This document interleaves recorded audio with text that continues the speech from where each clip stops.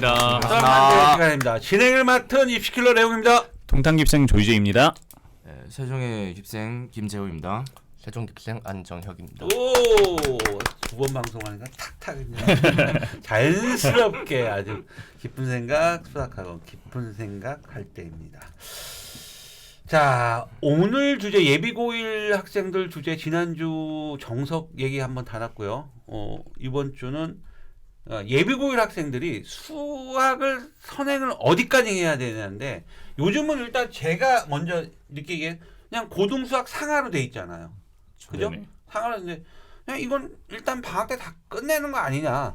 근데 여기까지만 학까지만 하는 아이가 있고 원까지 넘어가는 도 있을 것 같은데 현장에서 또 가르치는 선생님들 예비고1 학생들 선행 수학이 뭐 어디까지라는 게 정해진 건 아니잖아요. 솔직히 아이들 개개인 배우는데 그래서 가르치는 현장에서 가르치는 선생님들이 어떤 의견을 좀 들으려고 이 시간을 만들어 봤습니다.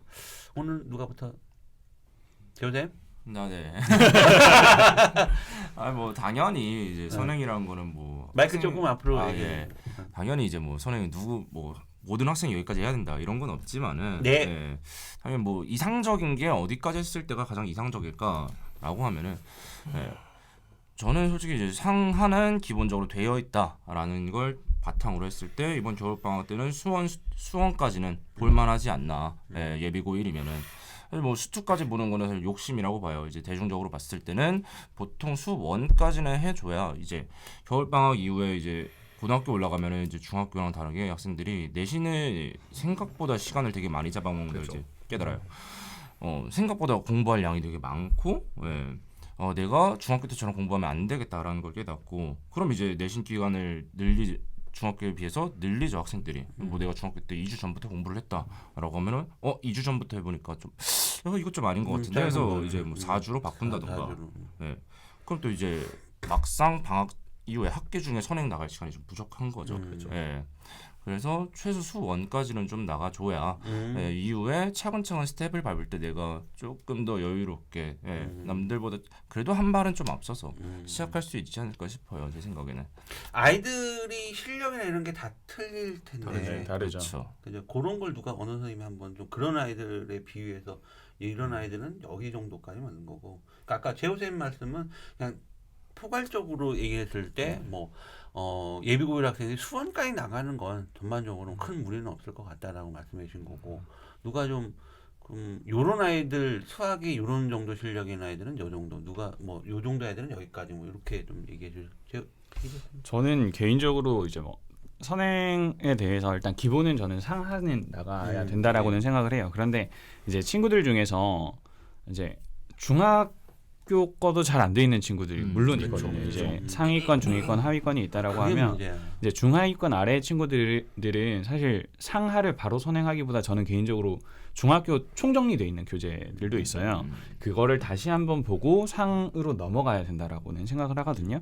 왜냐하면 어차피 이제 고등상, 수학상에서의 내용이 중3에서부터 이어지는 내용이 굉장히 많고 친구들이 거기에서 연장선으로 플러스 알파로 접근을 할 수 있기 때문에 내가 중학교 거도 제대로 되어 있지 않은 상황에서 다시 그냥 이것만 진행을 해버리면 조금 힘들 수가 있어서 앞에 내용을 다시 잡고 넘어가는 걸 추천을 하고 그리고 모든 친구들은 좀 다르다고 생각해요. 그래서 이제 동일한 상위권, 동일한 점수가 나오는 친구들 의 경우에도 어떤 친구들은 굉장히 천천히 나가는 친구들이 있어요. 질문이 계속 있는 친구들이 있고 선생님 조립제법은 왜 이렇게 해야 돼요? 뭐 나머지 정리는 왜 이렇게 돼요? 이런 친구들이 있어서 그런 친구들은 본인 스타일대로 천천히 진행해도 상관없다라고 생각을 하고요. 그리고 이제 제가 가끔 이제 가르치던 친구들 중에서 이제 제가 표현하기로 수학 변태 같은 친구들이 있어요. 너무 좋아하는 친구들이 있어요. 수학을 좋아하는 너무 좋아하는 친구들. 그래서 막 변태만큼 그래서 이제 막 어떤 정도냐면 하다가 이제 168페이지가 나오면 자기는 이게 너무 불편하대. 한 페이지가 더 넘어가야 13의 제곱이니까. 그래서 이제 사고 자체가 수학에 박혀 있는 친구들은 빠르게 나가도 본인이 즐거우니까 이게 해결이 다 되면서 진행되는 경우가 있어요. 그렇게 되면 이제 이 아이의 수행 정도에 따라서 조금 더 진도를 나가서 되게 웃기지 않아요? 지금 2명 있어가지고 이제 점점 이렇게 나가도 전혀 상관없다라고는 생각을 하고 있습니다. 아 그래. 네. 우리 정혁 쌤 일단 많이 애들 지금 끌고 오고 있고 막 지금 저기 이분은 네. 저기 중학생들부터 애들 지금 고등학교에 애들 끌고 오는 분 애들 지금 몇 년째 보고 있지 않아요? 네. 그러면 애들 스토리를 다 알 텐데. 뭐 중학생일 때부터 끌고 온 게 네. 처음이긴 한데 네. 그냥 저는 이전에는 고등학생이 됐고 고3인 그렇죠. 그러니까 밑에서 뭐 다른 걸 배워온 고3들만 계속 그쵸. 받았다가 중학교에 이 뭐랄까 아직 미취학 아동일 때부터 의 상태 이제 원시인 상태부터 배우잖아요. 하실 얘기가 많으실 텐데 그런 애들 꾸준히 수학에 애들이 희재 쌤은 뭐 아까 뭐 변태처럼 수학을 미치는 그 정혁 쌤은 그래서 저는 보면 좀 신기해요. 매년 1년 1년마다 학생들이 이제 급격한 성장이 이루어지는 것들이 있는데 어쨌든 이제 중학교에서 고등학교로 올라올 때는 학생들은 일단 양에 치여요. 자기가 생각했던 이 수학의 양이 뭐 그냥 중3 1년 동안 해야 될 거를 수학상 하나로 한 느낌 학생들한테는 그랬는데 수학 하도 남아 있고 그런 이제 양이기 때문에 학생들은 고등학교 공부를 시작할 때는 처음에는 되게 욕심이 많죠. 이제 고등학생 됐으니까 되게 열심히 할 거야. 그 열심히가 한 3주 가거든요. 그러고 나면 이제 3주 갔으면은 아직 수학상 하에서 수학상 1단원이 아직 안 끝났어요. 그럼 이제 벌써 제풀에 꺾여서 지쳐 떨어지는 경우가 많은데 일단 만약에 처음 수학상하 고등수학을 시작한다고 하면은 수학상만 열심히 끝내는 것도 벅차요 사실. 그래서 겨울 방학 동안 수학상 위주로 공부를 해 나가는 게 좋고 조금 수학상하를 한번 본 학생들이라고 하면은 수학상하를 조금 가볍게 좀 얇은 문제집을 훑어주면서 한번 더 복습을 해주면서 수학원을 조금 봐주는 게 좋죠. 가볍게라도 봐야 돼요 수학원을. 그래야지 그 학생들은 또 그 다음 해를 기약할 수 있거든요. 뭐 이 학생들이 수학원을 안 봤다라고 하면 사실은 처음 배우게 되는 수학상을 처음 배우고 되는 아이들 중에서 아까 말씀 주셨듯이 13의 제곱을 좋아하는 그런 이제 머리가 비상한 아이들이 있거든요. 그런 아이들한테 금방 따라잡혀요. 어쨌든 이게 등수를 가르는 거기 때문에 내가 이 위치를 유지하려면 나보다 머리 좋은 아이 하지만 진도를 덜 나간 아이보다 조금 더 앞서 있어야 되거든요.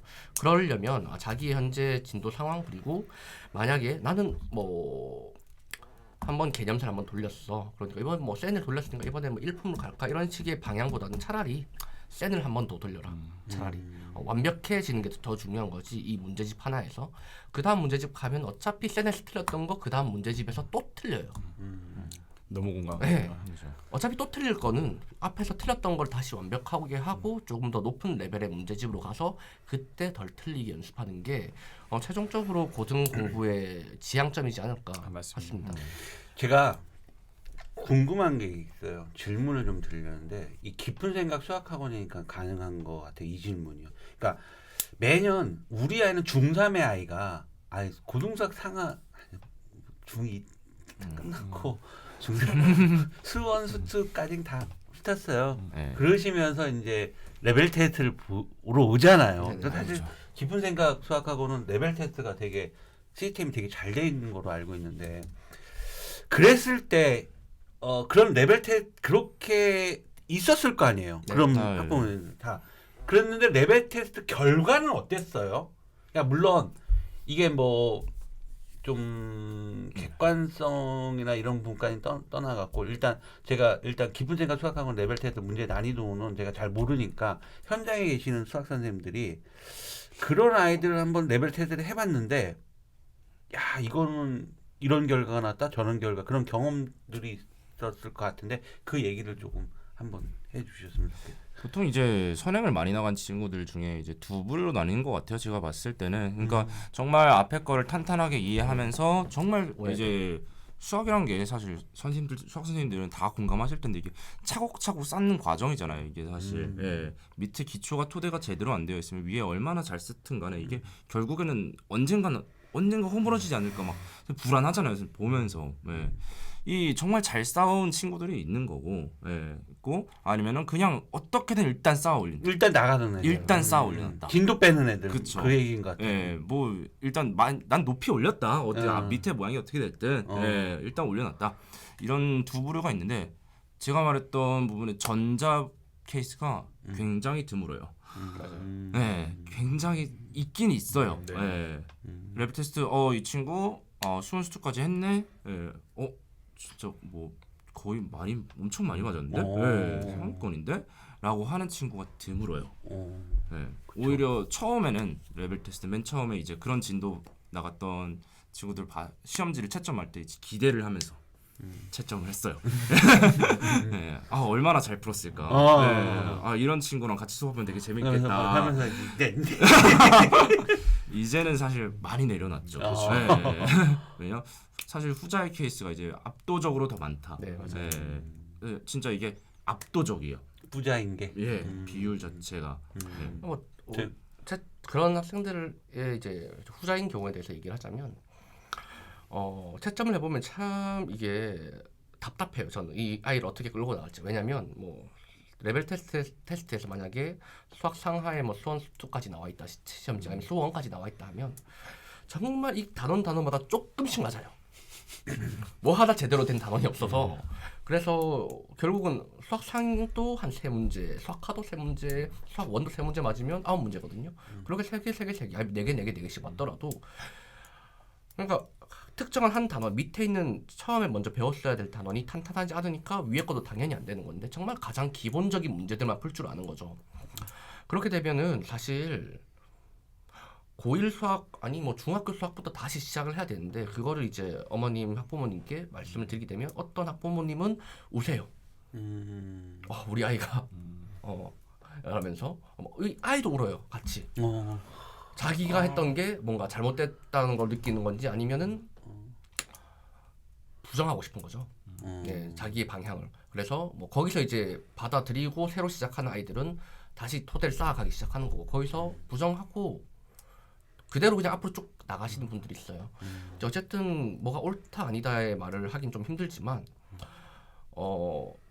하나가 완벽하지 않은 상태에서 뭐 100%는 안 되더라도 한 8, 90까지는 올린 상태가 아닌 상태에서 그 다음 걸 나가게 되면 전체적인 과목이 무너져서 사실은 중학교 때 A등급 90점 이상이면 다 A등급이잖아요. 고등학교 가서 실제로 6등급 받는 학생들이 꽤나 있어요. 네, 그런 학생이 되는 거죠.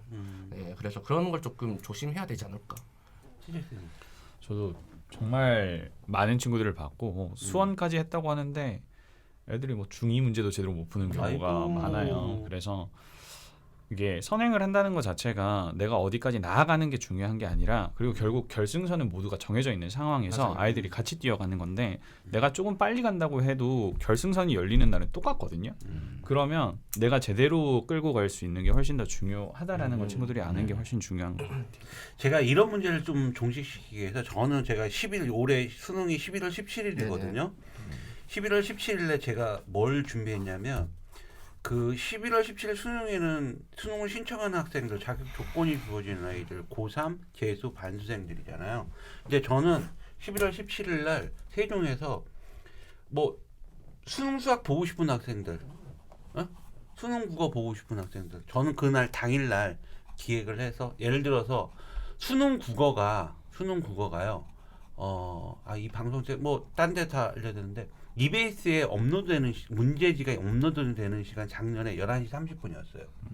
그러니까 저는 이제 아이들을 11시부터 입실시켜서 자습시키고 핸드폰 다 수거하고 시험 그러니까 똑같이 현재 고등학교 1학년, 2학년 또는 예비 고1 학생들 보고 싶다면 저는 그런 자리를 제가 프로그램 만들었거든요. 그래서 11월 17일 날 저도 어머님들이 내가 우리 아이가 수원 수투 다 끝냈어. 다 했어. 그러면 그런 부분들을 제가 한번 점검해요. 객관적이죠. 수능 얼마나 객관적입니까? 그래서 하루 지난 게 아니라 그날 당일날 와서 국어 보고 그다음에 수학 업로드되면 수학 바로 시험 볼 수 있게 그렇게 저는 또 프로그램 한번 만들어서 아이들을 우리 아이가 정말로 물론 그런 부분도 있잖아요. 학원에서 내는 문제잖아요. 그렇게 얘기하는 수 있는 학부모들이 있잖아요. 그래서 저는 그게 싫어서 일단은 그 11월 17일 수능 당일날 어떤 학년들이든 수능을 보고 싶은 학년들 저는 세종에서 이 프로그램을 준비를 했습니다. 그래서 그 당일날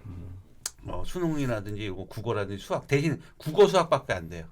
국어 수학 뒤로 가면 탐구까지 가면 밤새야 돼요. 그래서 국어하고 수학만 제가 이렇게 보려고 준비를 했습니다. 아무튼 선행에 대한 부분은 선생님들의 의견들이 굉장히 다들 좋은 의견들 감사드리고요.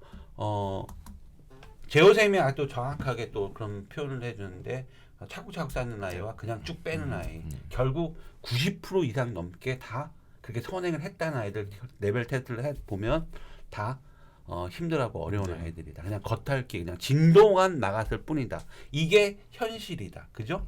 그래서 이런 부분들이 있기 때문에 과도한 중학교 때의 선행이나 이런 부분들은 확실하게 문제가 있고 아이가 이해가 됐는지 안 되는 그래서 점검이라는 게 굉장히 중요한 것 같습니다. 자, 오늘 방송 여기까지 진행하고요. 다음 주 방송은 그 서술형 고등학교 올라갔을 때 또 집필 시험에서 아무래도 또 객관식도 있지만 서술형에 대한 부분들 아이들 또 준비를 해야 되기 때문에 이 부분에 대해서 한번 현장에 계신 선생님들과 리얼하게 또 한번 말씀 나누도록 해보겠습니다. 오늘 방송 여기까지 진행하겠습니다. 수고하셨습니다. 됐습니다. 아.